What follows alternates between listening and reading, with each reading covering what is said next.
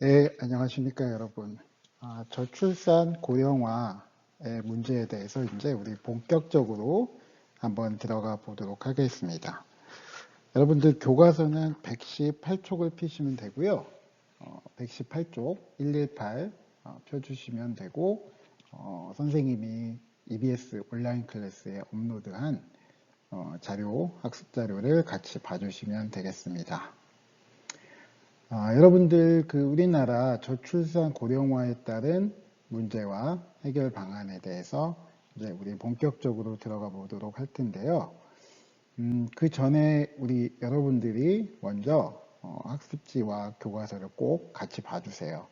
지금 이 수업에는 그 통계 수치가 좀 많이 나오거든요. 그래서 여러분들이 학습지와 교과서를 보지 않으면 약간 여러 가지 헷갈릴 수 있는 것들이 좀 많이 있기 때문에 꼭 같이 펴주시고 수업에 참여해 주시면 감사하겠습니다. 자, 저출산 고령화 현상과 문제점에 대해서 이제 한번 살펴보도록 하겠습니다. 교과서 118쪽에 우리나라의 저출산 현황에 대해서 한번 살펴보도록 할 텐데요. 여기 그 빨갛게 표시되어 있는 그 글자는 여러분들 학습지의 빈칸에 적어주시면 되겠습니다. 자, 여러분들 지난 시간에 선생님이 출산율 그 합계 출산율의 숫자가 그 의미가 있는 두 개의 숫자를 선생님이 얘기를 했었는데 혹시 기억을 하는 학생이 있을까 모르겠네요. 자, 우리 1983년에 우리나라의 합계 출산율이 인구 대체 수준인 2.1명 미만으로 떨어진 그 시기가 바로 1983년이라고 했습니다. 자, 사실 합계 출산율 2.1명 미만이라고 한다면 그렇게 이 숫자가 낮은 숫자는 아니에요. 지금 현재 우리나라의 그 합계 출산율인 그 0.92명 그 정도의 수준이라면 아주 심각한 위기 상황입니다만 사실 2.1명 정도면 뭐 적당한 수준이라고 볼 수가 있겠지만 우리가 그래도 학술적인 어떤 그 용어의 기준에 그 부합하는 어떤 그런 설명을 또 할 필요가 있기 때문에 2.1명이라는 이 숫자가 갖는 의미가 무엇인지 다시 한번 살펴보자면 2.1명이라는 그 합계 출산율이 이게 바로 대체 출산율입니다. 그래서 선진국의 경우 인구가 유지될 수 있는 현재의 그 인구가 유지될 수 있는 그런 어떤 그 적정한 출산율을 우리는 대체 출산율이라고 하는데 선진국, 우리나라도 이제 선진국의 그 범주에 들어간다고 그렇게 이야기를 선생님이 계속 했었죠. 우리나라 같은 이런 선진국의 범주에 들어가는 국가들은 2.1명이 대체 출산율입니다. 그래서 2.1명 밑으로 내려가게 되면 우리가 저출산이라는 어떤 그런 그 상태라고 우리가 이야기를 해요. 그래서 출산율이 떨어지면서 2.1명 미만으로 떨어진 상태를 우리는 저출산의 상태에 있다 이렇게 이야기를 합니다.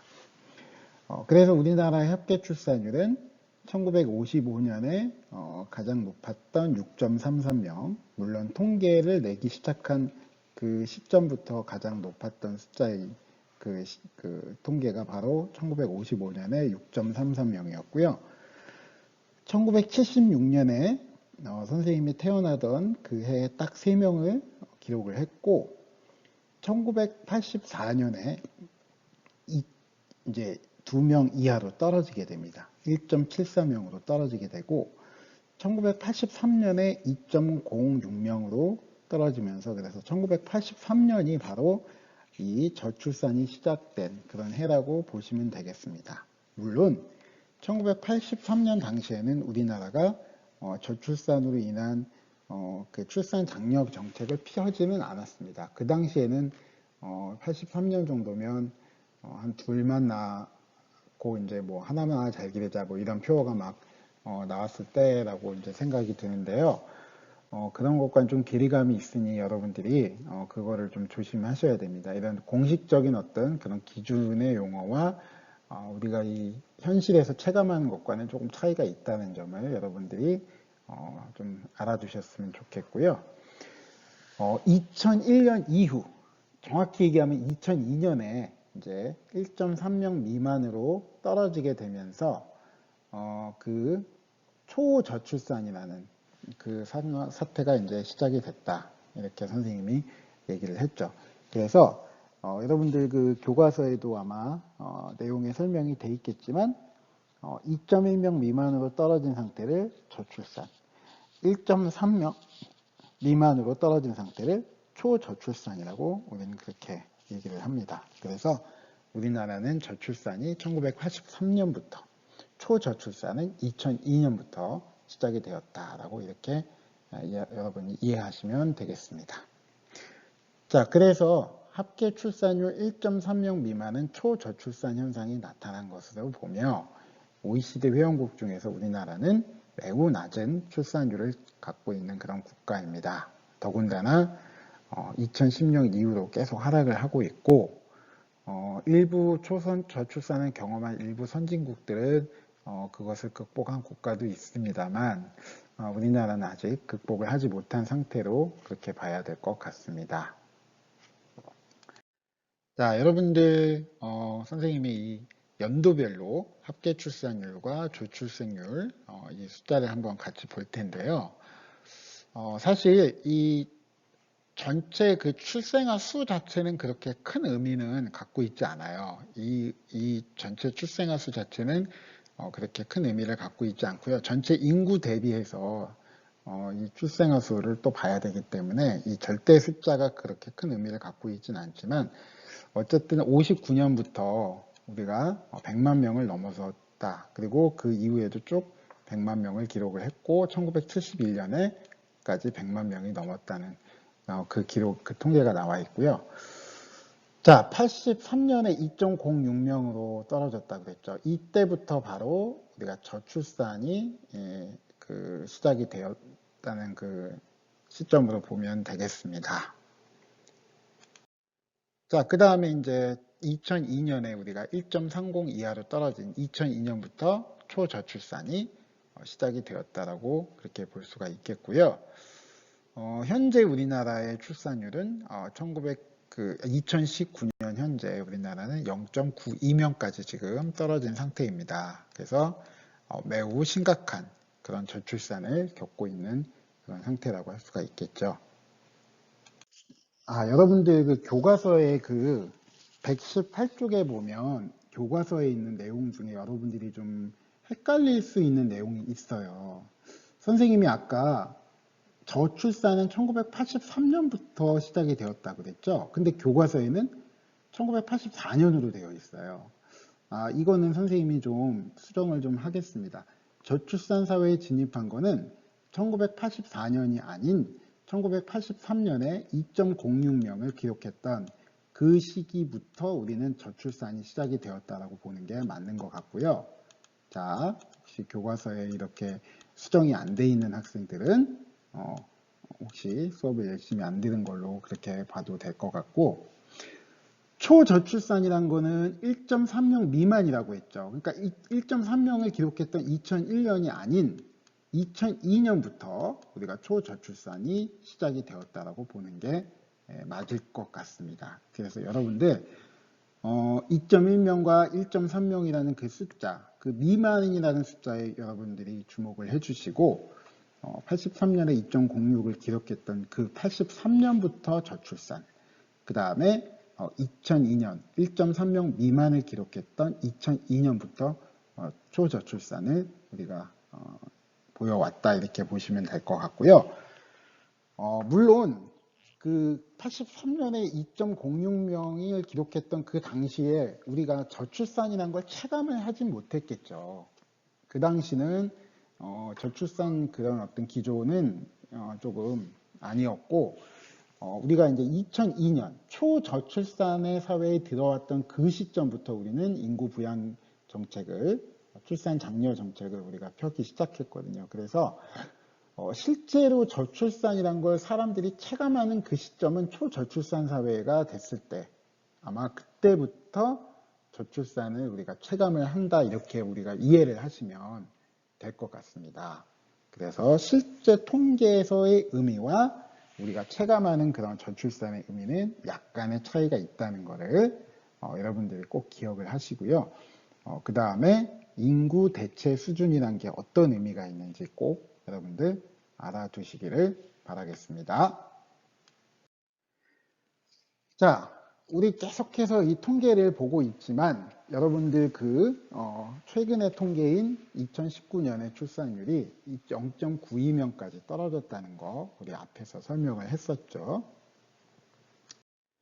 자, 외국의 출산율, 합계 출산율 사례도 우리가 한번 살펴봤는데, 우리나라는 굉장히 출산율이 낮은 국가 중에 하나로 지금 분류가 되어 있는 걸 확인하실 수 있겠습니다. 자, 그럼 이제 우리가 고령화로 한번 넘어가 볼게요. 여러분들 출산율이 낮아진다는 거는 바로 아이들이 적다는 거. 그래서 우리가 아이들이 적다는 건 무슨 의미가 있겠죠? 점점 우리 사회를 구성하는 아이들, 이제 젊은 청년층의 인구도 줄어들 가능성을 우리가 내포하고 있다는 것이죠. 그러다 보니 사람의 수명은 길어지고 출산율은 떨어지고 있습니다. 그러면 어떤 일이 일어날까요? 네, 그렇죠. 노인 인구는 점점 증가를 할 것이고 그 노인 인구를 부양해야 될 생산 가능, 경제 활동 인구는 줄어들 수 있다는 걸 우리가 알 수가 있겠죠. 그래서 우리가 노인이 많아도 젊은 층이나 아이들이 더 많으면 우린 그걸 고령화라고 하지 않아요. 여러분들 실제로 서울에 노인이 더 많을 것 같습니까? 아니면 저쪽에 우리 남쪽에 있는 전라남도, 경상남도에 노인이 더 많을 것 같습니까? 당연히 서울에 노인이 더 많습니다. 근데 우리 서울을 고령화 사회라고 하지 않아요. 전라남도 같은 경우는 이미 지금 초고령 사회에 들어갔거든요. 노인 인구 비율이 전라남도가 지금 14%가 넘어가서 지금 20%가 넘어갔어요. 전라남도 같은 경우 지금 노인 인구 비율이 21%까지 됐는데 왜 전라남도의 노인 인구가 더 적은데 거기를 우리는 왜 초고령 사회라고 합니까?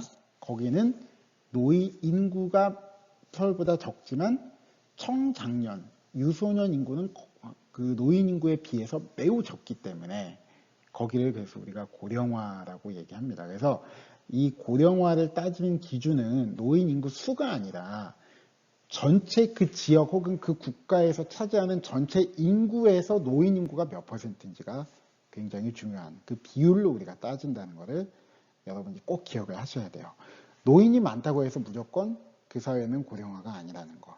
전체 인구에서 노인이 차지하는 비율이 얼마인지를 가지고 고령화니 고령이니 초고령이니를 따진다는 거 여러분들이 꼭 기억을 하시기를 바랍니다. 매우 중요한 내용입니다.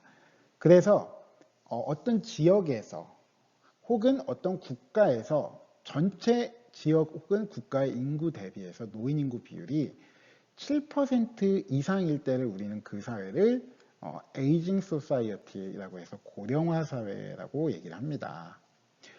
그리고 전체 혹은 그 지역의 인구에서 노인의 인구가 14% 이상을 차지할 때 우리는 거기를 고령사회라고 하고요. 그 다음에 이제 20% 이상의 사회, 슈퍼 에이지드 소사이어티를 우리가 초고령 사회다 이렇게 얘기합니다. 20%를 넘어가는 그 사회를 우리는 초고령 사회라고 하고 우리나라는 지금 현재 아직 초고령 사회까지는 도달을 하지 않았고요. 일부 지역에서 전라남도 인구 통계를 내보면 전라남도 지역에서는 이미 초고령 사회에 들어가 있고요. 국가 차원에서는 일본이 지금 노인 인구 비율이 20%가 넘습니다. 그래서 일본은 이미 초고령 사회에 들어갔다는 것을 여러분이 꼭 기억을 해주시고요. 그럼 우리나라는 어떤 지금 위치에 있을까를 살펴봤더니 2000년에 우리나라는 7% 이상이 고령화 사회에 들어갔고 2017년, 8년 그 즈음에 우리나라는 고령사회에 이미 진입을 했습니다. 그 다음에 이제 앞으로 이렇게 계속 저출산이 유지가 된다고 한다면 2026년에 초고령사회에 들어갈 걸로 지금 예상이 되고 있는 그런 상황이어서 저출산의 문제가 지금 고령화와도 맞물려 있다는 것을 여러분이 꼭 아셔야 합니다. 그래서 고령화라는 것은 여러분 저출산과 같이 이렇게 맞물려 있다는 걸 여러분이 꼭 기억을 해주세요. 그러니까 출산율이 떨어지는 것이 바로 고령화와 직결되어 있다. 이렇게 이해를 하시면 되겠습니다. 그래서 고령화 사회에서 고령 사회로 진입한 기간이 프랑스 같은 경우는 115년. 굉장히 성공적으로 늦춘 그런 케이스에 속하고요. 미국도 72년, 일본은 24년. 우리나라는 뭐든지 빨리빨리 18년에 지금 우리나라는 기간 안에 고령화에서 고령사회로 지금 진입을 했는데요. 초고령 사회까지는 불과 앞으로 이제 몇 년 안 있으면 또 초고령으로 진입을 할 것 같다는 그런 예측이 지금 나오고 있습니다. 자, 기대수명, 우리 기대수명이라고 해서 교과서 119쪽에 왼쪽, 오른쪽 날개에 지금 나와 있는데요. 기대수명이란 것은 그 연령별 혹은 성별로 사망률이 현재 수준으로 유지가 된다고 했을 때 지금 태어난 아기가 몇 살까지 살 수 있는지를 우리가 기대 수명이라고 하고요. 대한민국의 남성, 여성의 기대 수명이 여기 지금 나와 있죠. 그러니까 여러분들이 이 나이까지 살 수도 있겠지만 기대 수명의 기준은 현재 태어나는 아이가 몇 살까지 살 것인지에 대한 그것을 우리는 기대 수명으로 얘기하고 있는데 점점 기대 수명이 올라가고 있는 것이 아마 여러분들 통계에서 나와 있는 거 확인하실 수가 있겠죠. 자, 연령별 인구 비율, 이게 바로 우리가 고령화, 고령, 초고령을 따지는 그 지표라고 얘기를 했었죠. 그래서 지금 유소년 인구는 계속해서 줄고 있고요. 그 다음에 노인 인구 비율은 우리가 이제 고령 인구라고도 하지만 노인 인구 비율이라고 하죠. 노인 인구 비율은 계속해서 늘어나고 있고 2017년에 지금 14.2%를 기록해서 2017년에 우리는 고령 사회로 접어들었다라고 그렇게 보시면 되겠습니다. 자, 65세 이상 노인 인구 비율이 20%를 넘어가는 시점을 우리는 현재로서 2026년으로 보고 있어요. 그래서 2026년에 초고령 사회로 진입을 할 거라고 지금 우리 통계청에서는 그렇게 예측을 하고 있습니다. 그 사이에 출산율이 많이 오르게 된다면 이것이 조금 늦춰질 수는 있을 것 같긴 한데요. 지금 코로나19나 이런 여러 가지 상황이 출산율을 더 떨어뜨릴 수 있는 것 같아서 우려스러운 그런 예상이 계속 나오고 있습니다. 자, 우리나라는 그래서 어느 나라보다도 이 고령 사회에서 초고령으로 가는 그 속도가 굉장히 빠른 그런 상황이란 걸 여러분이 지금 그래프를 통해서 확인을 하실 수가 있겠죠. 여러분들 성적이 좀 이렇게 올랐으면 이런 통계로 오르면 너무 좋겠는데 꼭 안 좋은 것이 이렇게 무조건 빨리 올라가는 이런 상황이네요. 자, 고령화에서 고령, 초고령으로 이렇게 변화된 그 시간을 우리가 한번 체크를 해봤더니 우리나라는 26년 동안에 이 세 단계가 그냥 다 달성이 되어버린 거예요. 우리 옆나라 일본 같은 경우는 36년이 걸렸고요. 이미 초고령에 들어갔고 프랑스나 뭐 독일, 이탈리아 이런 나라들도 초고령 사회에 들어가긴 했지만 그 기간이 상당히 오랜 기간이 걸렸어요. 근데 우리나라는 매우 빠른 속도로 이렇게 되고 있다는 점이 더욱 우려스러운 어떤 그런 점이라고 할 수 있겠죠. 자, 아까 선생님이 전라남도 같은 경우가 이미 초고령 사회에 들어갔다라고 지금 얘기를 했는데 바로 이러한 통계를 보시면 이 대도시 지역 같은 경우는 우리 보통 광역시나 이런 특별시 같은 이런 대도시 지역은 젊은 사람들이 그래도 많다 보니 이 고령화가 그래도 좀 적은 편이 아직 좀 단계가 좀 초고령까지 도달하지 않았지만 이런 도단위 지역에서 지금 노인 인구 비율이 많은 그런 편이고요. 그래서 이런 도단위 지역에서의 고령화가 굉장히 빠르게 진행되고 있음을 여러분이 확인을 하실 수 있겠습니다. 자, 저출산 고령화를 우리가 볼 때 유의해야 될 점에 대해서 우리가 한번 살펴볼게요. 저출산을 특히 이제 고령화 문제에서 우리가 이제 저출산과 맞물려 있다고 얘기했는데, 저출산이라고 하는 게 이제 아이를 낳지 않는 어떤 그런 행태를 우리가 얘기할 텐데요. 그렇다고 국가나 어떤 개인에 대해서 국가나 어떤 그 사회가 출산을 절대로 강요해서는 안 돼요. 그것은 어쨌든 개인의 영역입니다. 자기 결정권이 있다는 것이죠. 근데 이제 뭐 저출산을 해결하려고 이제 무조건 뭐 아이 몇 명씩 낳으라고 이렇게 강제하고 또 이렇게 푸시해서 아이를 안 낳는 상황에 대한 어떤 죄책감을 느끼게 하는 그런 모습은 바람직하지 않다는 것이죠. 그래서 국가가 개인에게 아이를 왜 안 낳는지에 대한 원인을 잘 살펴보고 자연스럽게 자기 결정을 통해서 아이를 낳을 수 있는 그런 사회를 만들어 나가는 것이 매우 중요한 그런 과정이라고 볼 수가 있겠고요. 어떤 개인에게 책임을 돌리는 것은 매우 적절하지 않다고 우리가 보여집니다. 이런 부분을 여러분이 주의를 해주셔야 되고요. 국가 차원과 이런 사회적 차원에서의 노력이 같이 필요하다는 그런 점을 꼭 여러분이 아셨으면 좋겠습니다. 자, 우리나라 국민들이 생각할 때 우리나라가 국력에 상승하는 데 있어서 장애 요인이 무엇인가를 봤는데 바로 이 저출산이 거의 뭐 40%를 차지하고 있는데요. 이 문제 때문에 우리가 이제 저출산에 대해서 젊은 사람들에게 책임을 돌리고 아이를 낳지 않은 것을 마치 죄처럼 이렇게 생각하도록 만드는 그런 것은 우리가 또 별개로 그렇게 하지 않도록 우리가 생각을 잘 해야 될 것 같습니다. 자, 우리 이제 저출산 고령화의 문제점, 어떤 문제를 수반하고 있는지를 한번 우리가 살펴볼게요. 자, 이렇게 빨갛게 표시되어 있는 것은 여러분들이 학습지에 적어주시면 된다고 선생님이 얘기를 했었죠. 자, 일단 가장 큰 문제점이라고 볼 때 가장 큰 문제점이란 건 바로 이 생산 가능 인구, 경제 활동을 할 수 있는 인구가 줄어든다는 것이 가장 큰 문제가 되겠죠.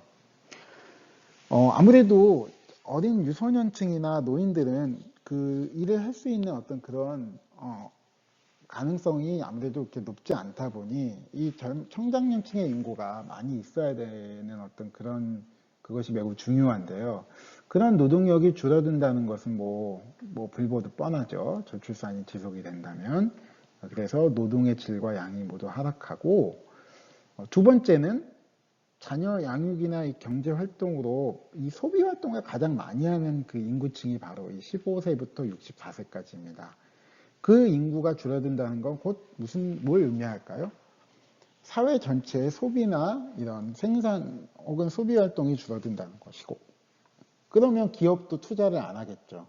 외국에서 우리나라에 외국 그 어떤 애플이나 뭐 이런 회사들이 우리나라에 아이폰을 출시하고 이런 것이 매우 그 뜨거운 이슈가 되고 있잖아요. 근데 그런 것들도 이제 우리나라가 그렇게 뭐 인구가 많지 않다 보면 생산활동, 소비활동이 없다 보면 그런 것도 다 자연스럽게 줄어들 것이고, 그러면 총수요가 위축된다는 것은 바로 국가 경제성장이 저해될 수 있다라는 걸 우리가 내포하고 있습니다. 그래서 이 저출산이 이 경제와도 매우 밀접한 관계를 맺고 있다는 걸 여러분이 꼭 아셨으면 좋겠습니다.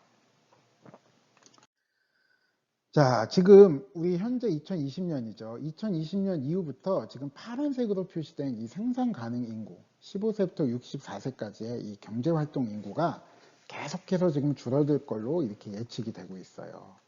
이 인구는 또 어떤 점에서 중요하냐면, 이 인구는 생산활동을 하고 노동활동을 활발히 하는 그런 계층이고 소비도 많이 하지만, 이 인구가 그 활동을 함으로써 국가의 세금이나 이런 또 재정이 많이 또 확충이 되는 그런 부분이 있는데, 이 인구가 줄어든다는 건 그만큼 국가의 재정에도 위협이 될 수 있다는 그거를 우리가 알 수가 있을 것 같습니다.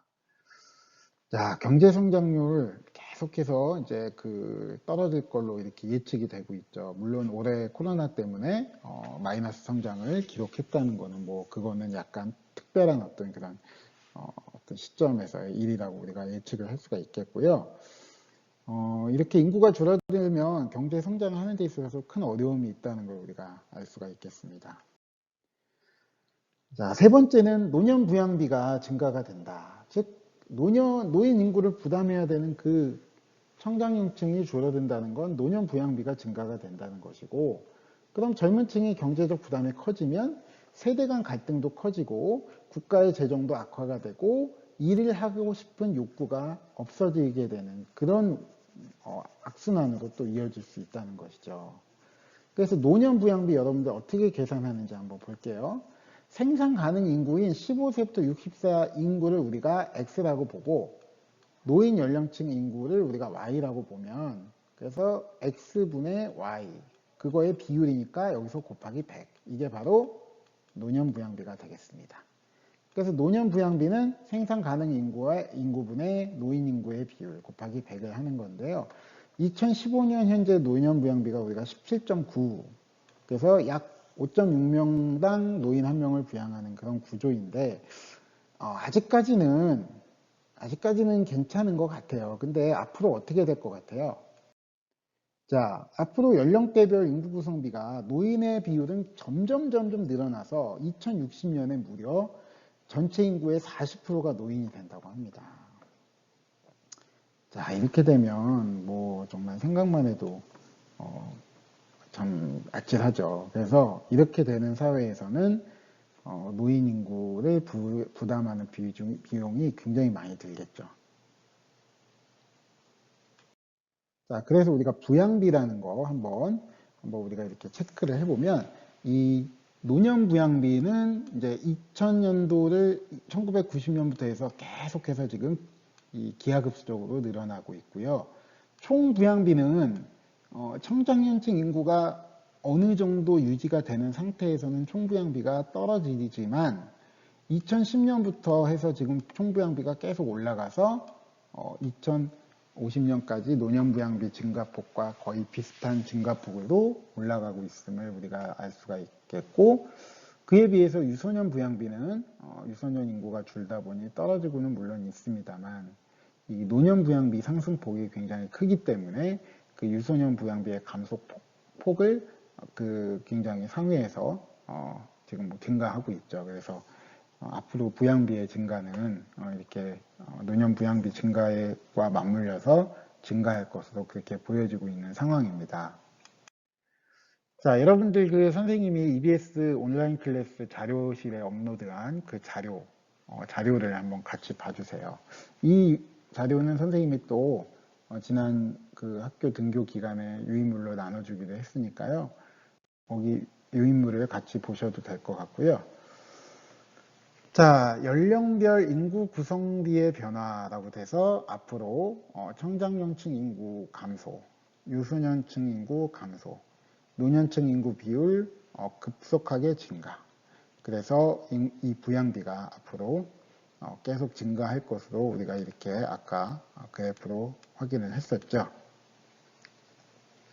자, 이렇게 빨갛게 표시한 걸로 그래프를 완성하시면 될 것 같아요. 자, 그럼 총인구 부양비를 이렇게 여러분이 완성을 하면 이걸 통해서 우리가 무엇을 유추할 수가 있을까요?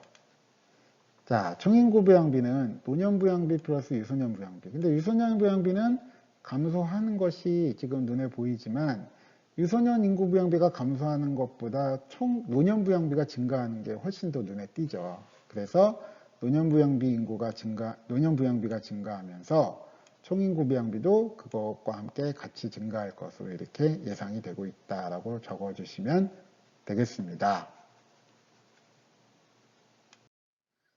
자, 그래서 65세 이상 인구 비율이 계속해서 지금 증가할 걸로 이렇게 예측이 되고 있고 우리나라의 노년 부양비 증가폭은 굉장히 급속하게 증가를 하고 있다는 것도 옆에 통계에서 나와 있네요.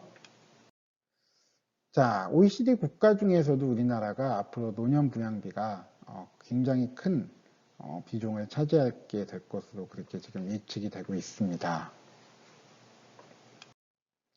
노령화 지수라고 우리가 그 앞부분의 강의에서 선생님이 설명을 했었죠. 유소년 인구 분해 0세부터 14세의 유소년 인구 분해 65세 이상의 노년 인구 비율을 우리가 이것을 분모로 하고 65세 이상의 노년 인구를 분자로 하고 그것을 곱하기 100을 한 걸 우리가 노령화 지수라고 얘기했었죠. 이렇게 계산을 할 수도 있고요. 유소년 부양비분의 노년 부양비를 나눈 것을 우리가 노령화 지수라고도 얘기할 수 있습니다. 그래서 계산하는 방법은 두 가지가 있어요. 유소년 인구분의 노인 인구 비율을 곱하기 100을 한 거. 그 다음에 유소년 부양비분의 노년 부양비. 그거를 노령화 지수라고 우리가 얘기하는데요. 뭐 어쨌든 증가하고 있다는 거 눈으로 잘 볼 수 있겠죠. 노령화 지수 추이도 어느 나라 못지않게 우리나라가 증가폭이 굉장히 가파르게 증가하고 있음을 알 수가 있습니다. 자, 그러다 보니 전 국민의 사회보장 부담이 증가한다. 이거는 뭐 우리가 불보듯 뻔한 일이겠죠. 연금이나 보험료를 납부하는 인구는 감소하는데 그거를 받는 인구가 증가하는 거예요. 그러니까 앞으로 우리가 이 국가에서 이런 거를 부담하는 그 부담이 굉장히 커지는 것이고요. 그래서 혜택이 점점 줄어들 수밖에 없는 그런 상황이 될 수가 있어요. 그리고 이 저출산 고령화는 국가와 사회 유지 자체를 위협하는 그런 또 아주 심각한 문제를 야기하기도 합니다. 그래서 우리나라는 지금 현재 군 병력이 2020년대 초반부터 부족해질 것으로 보여지고요. 특히 젊은 여성이 부족한 농촌 지역은 앞으로 소멸이 될 거라고 그렇게 또 예측이 되고 있기도 합니다. 연금 재정 수지 악화되고 있다는 거 통계를 한번 확인을 하실 수가 있겠고요. 노년층을 부담하는 그 지금 모습의 어떤 그래프인데요. 지금 부담하는 그 생산 연령층의 인구가 점점 줄다 보니 2030년 여러분이 사회활동을 하는 그 시점에서는 50%까지 부담률이 올라가고 있다는 걸 여러분 보실 수가 있겠네요. 그러니까 여러분의 그 월급 봉투에 그 공제되는 금액, 그 국가에서 떼어가는 금액이 점점 많아지게 된다는 걸 의미하죠. 그러면 일을 하고 싶은 욕구가 사라지게 되는, 지금 일본 같은 경우가 그래서 젊은 층의 근로의욕이 매우 낮은 상태에 있다고 제가 뉴스를 본 적이 있는데요. 그런 심각한 일까지 우리나라도 될 거로 지금 매우 우려가 되고 있습니다. 자, 인구 소멸 위험 지역으로 해서 이렇게 빨갛게 표시되어 있는 지역이 앞으로 이제 사라질 수 있는 지역이라고 우리가 예측이 되고 있는데, 이런 곳들 말고도 대도시 쪽에서도 지금 일부 그 지역은 또 굉장히 그 노동력이 부족한 그런 상황에 또 놓이기도 합니다. 자, 교과서에 이제 우리가 120쪽에 보면 저출산으로 대한민국이 사라질 수 있다라고 실제로 읽기 자료가 나와 있는데요. 지금 가까운 미래인 지금 뭐 2413년부터 마지막 생존자가 태어나는 시기가 점점 지금 지금 뭐 이렇게 계속 지금 이렇게 나와 있는데 우리가 이제 그때까지는 당연히 살지는 않을 거예요. 2750년이면 꽤 먼 미래인데 어쨌든 그때 대한민국이 없어질 수 있다라고 지금 뭐 이렇게 나와 있는데요. 뭐 나는 그때까지 안 살 거니까 상관없어라고 얘기를 할 수도 있겠지만 저출산이 가져오는 그 미시적인 아주 가까운 우리 미래에서의 문제점도 굉장히 우리가 간과할 수 없기 때문에 저출산은 우리가 꼭 해결해야 될 어떤 국가 사회 문제로 우리가 봐야 될 것 같습니다. 자, 우리 이 그래프는 아까 좀 전에 확인을 했었죠. 여러분들 학습지에 보면 이제 밑에 부분에 그 통계와 이제 자료들이 있는데요. 그 자료를 한번 보시면서 선생님과 같이 마무리를 한번 해보도록 하겠습니다. 자, 이 그래프를 통해서 우리가 알 수 있는 내용은 우리나라는 지금 합계 출산율 1.30 미만의 초저출산 현상이 2002년부터 지속이 되고 있다고 그랬죠. 그렇기 때문에 우리나라는 어느 나라보다도 초고령화가 되는 속도가 빠른 편이에요. 그러다 보니 이 다른 나라와는 달리 이 초고령 사회에 이미 진입한 일본, 프랑스, 독일과는 우리는 그 궤를 좀 달리 해야 되는 거예요. 이 나라들은 그 속도가 그렇게 빠르지 않아요. 그러니까 저출산이라는 것이 물론 우리나라처럼 그 초고령 사회에 진입을 하고 있지만 우리나라와 같은 같은 상황은 아닐 수도 있다는 걸 우리가 좀 이해를 해야 될 것 같고, 우리나라는 이 속도가 매우 빠르기 때문에 그런 점에서 이거를 늦추는 것이 매우 중요한 그런 국가적인 어떤 과제다, 이렇게 우리가 봐야 될 것 같습니다. 그러면 왜 결혼을 안 할까요, 여러분들? 남성의 경우는 아무래도 이제 경제적인 부담이 굉장히 크게 우리가 큰 걸로 우리가 좀 예측을 할 수가 있겠고요.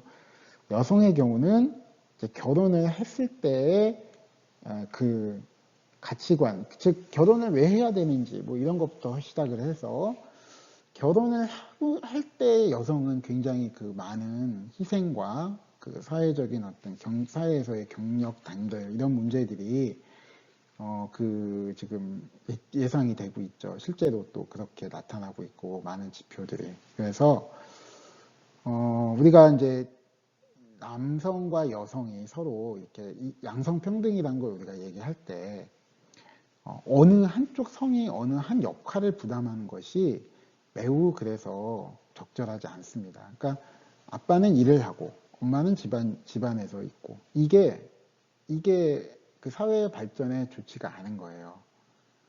왜냐하면 일을 하고 싶은 여성도 있고 또 아이와 잘 지내고 싶은 아빠들도 있어요. 그러면 그건 공짜가 아닙니다. 아이와 잘 지내려면 아빠들이 가정에서 아이와 보내는 시간이 많아야 돼요. 그러면 때로는 육아휴직도 아빠도 해야 되고, 가정에서의 일도 많이 도와줘야 되고, 도와준다는 표현보다는 같이 나눠서 하는 것이고, 그 다음에 여성도 결혼으로 인해서 내가 결혼하기 전에 했던 일을 그만두는 것이 아니라, 남성이 가정에서 일을 돌보는 동안 여성은 자신의 일을 좀 더 할 수 있는, 이렇게 뭔가 우리가 공평하게 했을 때 사회가 더 건강한 것이고, 또 남성 여성의 어떤 상대적인 박탈감이나 어떤 그런 것들이 없는 것이고요. 서로 상대방을 더 잘 이해할 수가 있고, 그 다음에 이 결혼에 대한 어떤 그 결혼을 하지 않아야 될 이유도 이제 점점 사라지게 되는 것이죠. 그래서 그런 점에서 우리가 양성평등을 그렇게 바라봐야지, 어떤 특정성에 특혜를 준다 이렇게 보는 것은 그것은 옳지 않은 시각입니다.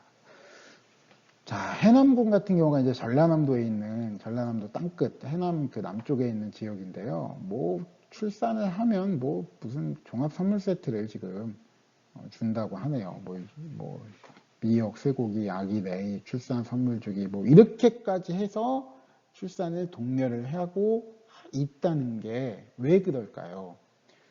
이렇게 안 하면 그 지역이 없어질 수도 있기 때문에 그렇지 않을까요?